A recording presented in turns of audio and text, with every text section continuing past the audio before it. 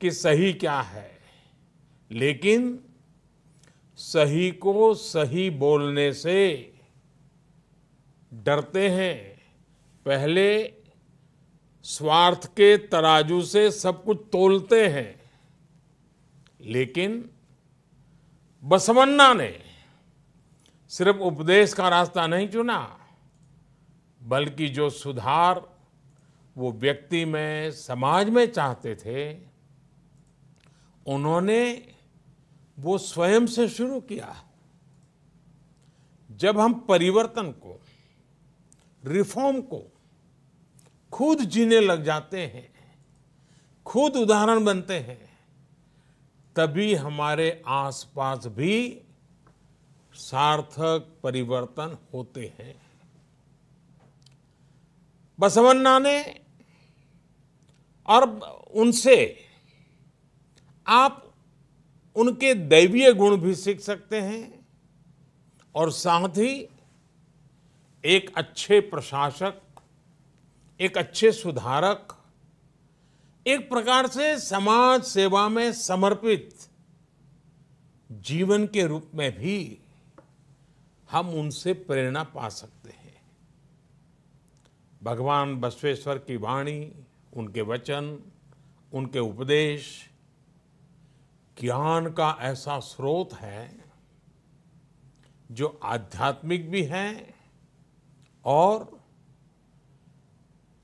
धरातल पर जमीन से जुड़ा हुआ प्रैक्टिकल गाइड की तरह मार्ग भी दिखाते हैं। उनके उपदेश हमें भी एक बेहतर मानव बनने की शिक्षा देते हैं, और हमारे समाज को भी और अधिक उदार, अधिक दयालु और अधिक मानवीय संवेदनाओं से भर देते हैं। और साथियों, भगवान बसवेश्वर जी, उन्होंने जो कहा वो ये भी बताता है कि वो कितने बड़े दूरदृष्टा थे। आज से सदियों पहले ही भगवान बसवेश्वर ने सोशल और जेंडर इक्वलिटी जैसे बड़े महत्वपूर्ण विषयों पर उस जमाने में समाज का मार्गदर्शन किया था। जब तक कमजोर को बराबरी का अधिकार और सम्मान नहीं मिलता, तब तक हमारी हर उन्नति अधूरी है। ये बात उन्होंने उस दौर में समाज को सिखाई थी। बसवन्ना ने एक ऐसे सामाजिक लोकतंत्र की नींव रखी थी जहां समाज के अंतिम पायदान पर खड़े व्यक्ति की चिंता पहली प्राथमिकता हो। बसवन्ना ने मानव जीवन के हर पहलू को छुआ है, उसको बेहतर बनाने के लिए प्रैक्टिकल समाधान सुझाए हैं। बसवन्ना ने हमेशा श्रम का सम्मान किया, उन्होंने मेहनत को महत्व दिया। वो कहते थे, समाज में बड़ा और छोटा हर व्यक्ति राष्ट्र की सेवा में एक श्रमिक ही है। कितनी बड़ी बात बताई है। उनका विश्व दर्शन करुणा और प्रेम से ही भरा हुआ था। ऐसा लगता था जैसे मानो उनकी आंखों में से करुणा और प्रेम के झरने बह रहे हैं। उन्होंने हमेशा अहिंसा और प्रेम को ही भारतीय संस्कृति के केंद्र में रखा।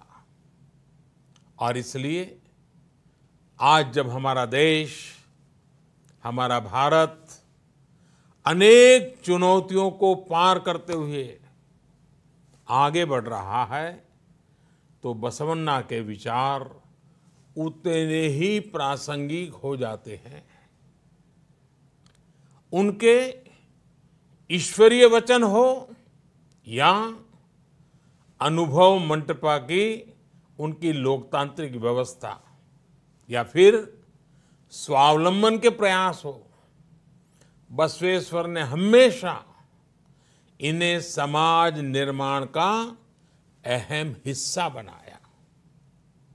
समाज और प्रकृति का एक भाव, प्राकृतिक और सामाजिक संसाधनों का संयम के साथ उपयोग, उनकी ये भावनाएं जितनी सैकड़ों वर्ष पूर्व महत्वपूर्ण थी, आज भी उतनी ही महत्वपूर्ण है।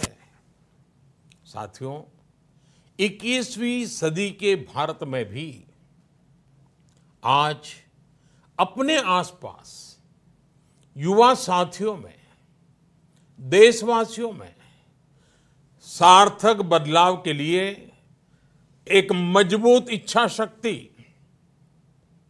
मजबूत संकल्प शक्ति मैं हमेशा अनुभव करता हूं। 130 करोड़ देशवासियों की वही संकल्प शक्ति जिसकी प्रेरणा सदियों पहले बसवन्ना ने दी थी, आज भारतवासियों को ये लगता है कि परिवर्तन वाकई उनसे शुरू होता है। इस प्रकार की आशा और विश्वास देश को मुश्किल से मुश्किल चुनौतियों से बाहर निकालने में बहुत मदद करता है और कर रहा है। साथियों, इसी आशा और विश्वास के संदेश को हमें आगे बढ़ाना है। इतना ही नहीं, उसको मजबूत करने में अपना योगदान भी देना है।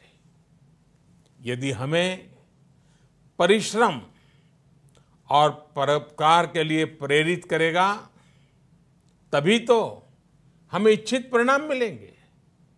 यही इस दशक में हमारे राष्ट्र को नई ऊंचाई पर ले जाएगा। आप सभी भगवान बसवन्ना के वचनों को, उनके आदर्शों को दुनिया भर में प्रसारित करते रहें, दुनिया को और अच्छा बनाते रहें। इसी कामना के साथ मैं अपनी वाणी को विराम देता हूं। हाँ, इन सब कार्यों के बीच आप सभी अपने स्वास्थ्य का भी ध्यान रखिएगा। और इन दिनों स्वास्थ्य का ध्यान रखने के लिए एक ही मंत्र है। जब दवाइयां नहीं है, वैक्सीन नहीं है और बीमारी कब कहां से आ धमकेगी पता नहीं है, तब एक ही रास्ता बचा है, 2 गज दूरी। हर एक के साथ 2 गज की दूरी। इस 2 गज की दूरी के नियम का हम पालन करें, औरों को भी पालन कराने के लिए प्रेरित करें। एक बार फिर आपको बसव जयंती की अनेक अनेक शुभकामनाएं। धन्यवाद।